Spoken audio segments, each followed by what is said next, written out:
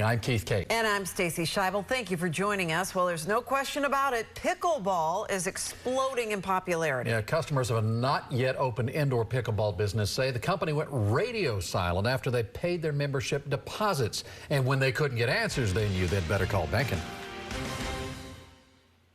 Keith, Stacy, these customers were excited at the prospect of indoor air-conditioned pickleball courts, but now they fear the facility isn't opening and they want to know if they're going to get their money back.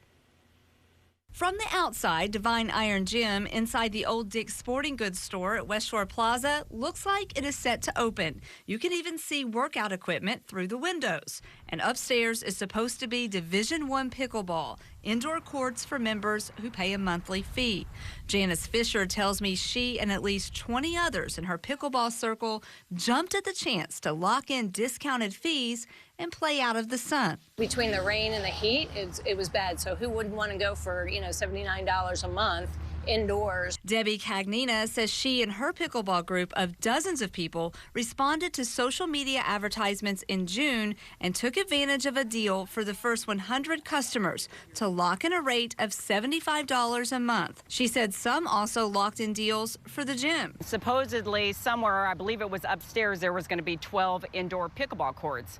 If you go to their Instagram page, they're actually showing construction and kind of giving you a timeline of how everything's going in there. So it looks totally legitimate. But now she says it's unclear whether the facility will open. After several delays, there's no communication and phone numbers are disconnected. October was the last email we all received, and they said that they were dealing with permitting issues and they were waiting for their fire marshal supervisor.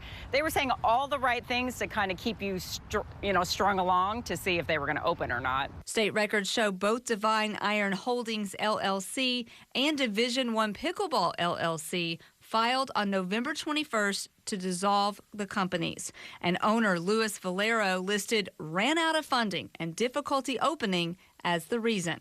Meanwhile, Fisher urges customers to file disputes with their credit card companies. They were able to give me my money back, and I blocked from any further payments. Unfortunately, some other people weren't as lucky. But yeah, I don't think we'll ever see that money. I think it went into the gym, which I think was their main focus. In state records, Luis Valero, and he assures me that he does plan to return membership money. He says members will receive an email tomorrow morning with options to get your money back or to transfer your membership to another gym that he has relationships with. He said his business plan ran into trouble because of permitting issues with the city, and he's very sorry. So what happens to that storefront now, Shannon?